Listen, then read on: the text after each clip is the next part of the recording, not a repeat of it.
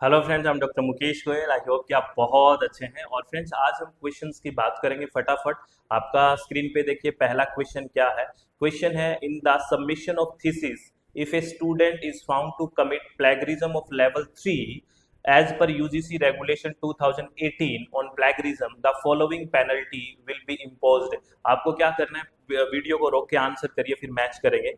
Thesis जमा कराते समय कोई छात्र साहित्य चोरी पर यूजीसी विनियम 2018 के अनुसार लेवल 3 की साहित्यिक चोरी करता पाया जाता है तो उस पर निम्नलिखित दंड लगाया जाएगा। क्या दंड लगाया जाएगा? लेवल 3 का प्लेगरिज्म है, खतरनाक ही है, तो उसका रजिस्ट्रेशन ही कैंसिल कर दो भाई, काम का नहीं है।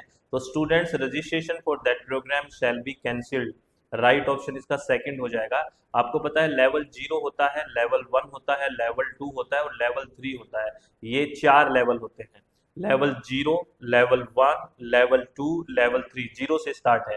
तो लेवल 0 में तो किसी भी तरह की पेनल्टी नहीं होती है, 10% से अगर नीचे प्लेगरिज्म है तो, है ना, यहाँ कोई पेनल्टी नहीं होती है। लेकिन फिर पेनल्टी शुरू हो जाती है, और लेवल 3 का अगर आपने कर दिया है तो आपका रजिस्ट्रेशन ही कैंसिल हो जाएगा। तो मैं इन और लेवल्स के बारे में आपको बता देता हूँ, ये कीवर्ड में लिख लेना। जैसे लेवल 1 तो कब से होता है? लेवल 1 10 से ऊपर और 40 तक होगा तो लेवल 1 होगा। The student will not be given any mark और credit and revise script must be resubmitted within a stipulated time period which doesn't exceed 6 month. यानी कि उसको बोलेंगे कि भी 6 महीने में दोबारा जमा करवा, इसको ठीक कर। सीधा सी बात ये है, अगर किसी का लेवल 1 प्लेगरिज्म है तो हो सकता है लेवल 1 से क्वेश्चन पूछ ले। और लेवल 2 अगर सिमिलरिटी उसकी 40 से ज्यादा और 60 तक है तो लेवल 2 का प्लेगरिज्म किया है उसने। और ऐसे स्टूडेंट को बेसिकली क्या किया जाएगा? Period of 1 year but not exceeding 18 months, है ना।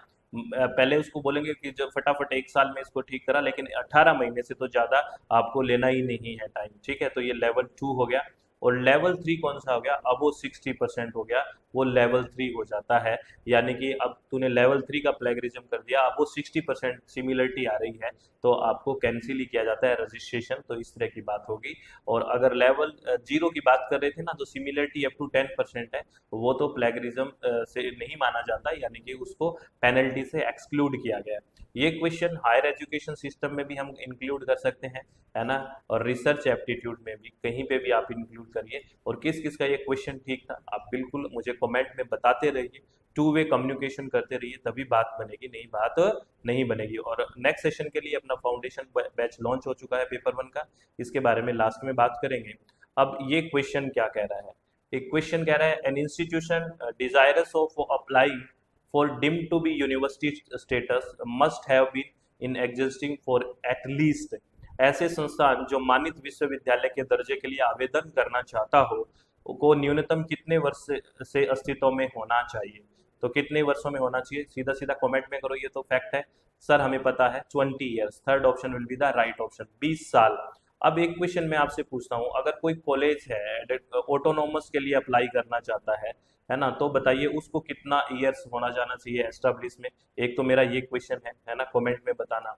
और दूसरा क्वेश्चन मेरा डिम टू बी यूनिवर्सिटी से एक क्वेश्चन और है कि कोई इंस्टीट्यूट जैसे 20 साल हो जाने चाहिए उसको, है ना, एग्जिस्टेंस में, तो उसमें टीचर स्टूडेंट का रेशियो कितना होना चाहिए? कई सारी बेसिकली क्राइटेरिया रखे गए हैं ना, टीचर स्टूडेंट रेशियो उसका बेसिकली नेक के और एनबीए के द्वारा कितना है, एक्रीडेशन का भी वैल्यू रखी गई है, पब्लिकेशंस के बारे में भी बात की गई है, इंफ्रास्ट्रक्चर के बारे में भी बात की गई है, और कोर्सेज के बारे में कितने कोर्सेज होने चाहिए ये भी बात की गई है। लेकिन वो सारी बात ना पूछ के मैं सिर्फ इतना पूछ रहा हूँ आपसे कि टीचर स्टूडेंट का रेशियो कितना जरूरी है, ये भी आपको बताना है। और इस क्वेश्चन का राइट ऑप्शन क्या है? थर्ड है, 20 ईयर्स होगा राइट ऑप्शन, ठीक है।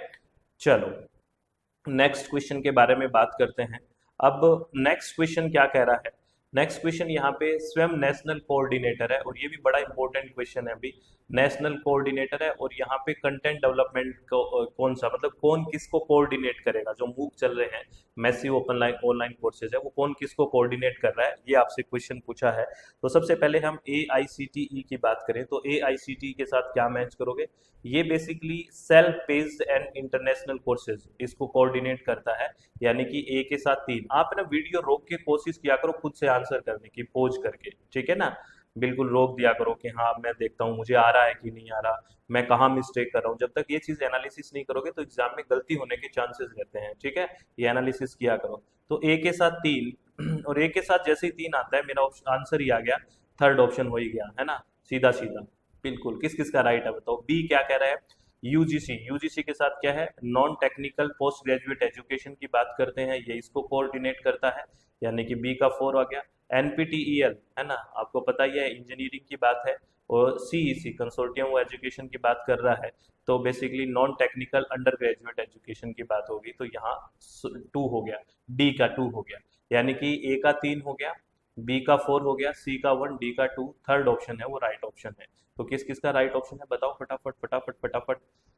आगे चलते हैं, नेक्स्ट क्वेश्चन के बारे में बात करते हैं। नेक्स्ट क्वेश्चन क्या कह रहा है कि जो modern universities were established in India in 1857 एट, है ना, ये तो बहुत पेटेंट सा क्वेश्चन है, कई बार पूछा है। भारत में आधुनिक विश्वविद्यालयों की स्थापना 1857 ईस्वी में कहाँ का हुई, कलकत्ता, मद्रास एंड बॉम्बे।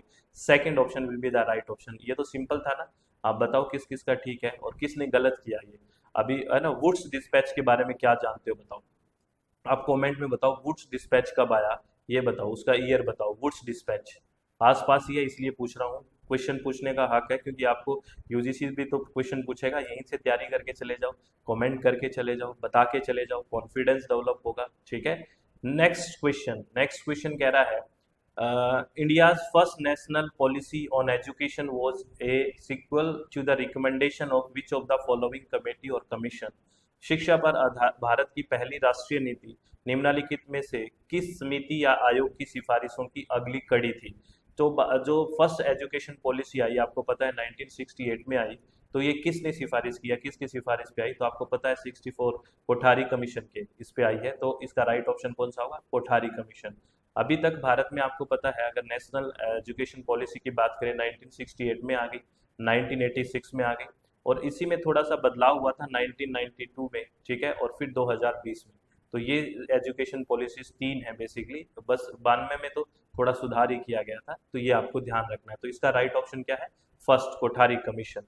तो आपको मुझे ये बताओ कि सब के सब जितने भी ये हायर एजुकेशन के क्वेश्चन करे हैं, पांचों के पांचों क्वेश्चन किसके ठीक हैं, आपको कैसा लगा सेशन, बढ़िया मजा आ रहा है, कोई टॉपिक और आपको जानना हो तो बताओ।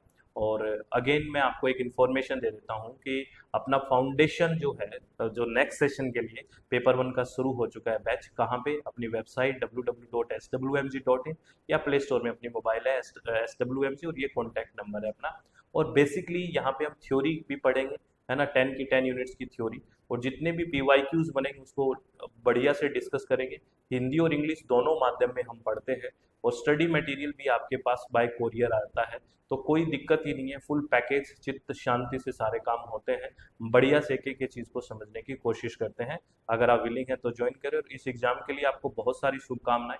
आप अच्छे से एग्जाम को दे के आएँ, चित्त को शांत रखें, खुश रहें, किसी भी तरह की टेंशन नहीं लेनी है, बस बढ़िया से एग्जाम पे फोकस रखना है, बढ़िया से अपना एग्जाम ऐसे है ना, बस कि टफ आए तो टेंशन नहीं लेनी, सबके लिए टफ होगा, है ना, इजी आए तो ओवर कॉन्फिडेंस नहीं होना, जिससे क्या इजी ज़्यादा ओवर कॉन्फिडेंस से भी फिर क्वेश्चन गलत हो जाते हैं। तो अपने आप को बैलेंस रखना है, अपने आप को शांत रखना है, चित्त शांति से अटेम्प्ट करना है। तो बहुत सारी शुभकामनाएं, और एग्जाम के बाद बताना कि ये सेशंस आपको कितने काम में आए, मज़ा आया कि नहीं, क्या चीज़ें सीखी है, कितना सीख रहे हो आप। बर्डन नहीं लेना, बस सीखना है, ठीक है। तो ऑल द वेरी बेस्ट, बहुत बहुत धन्यवाद, thank you, thanks a lot friends, take care, be happy, बहुत बहुत धन्यवाद।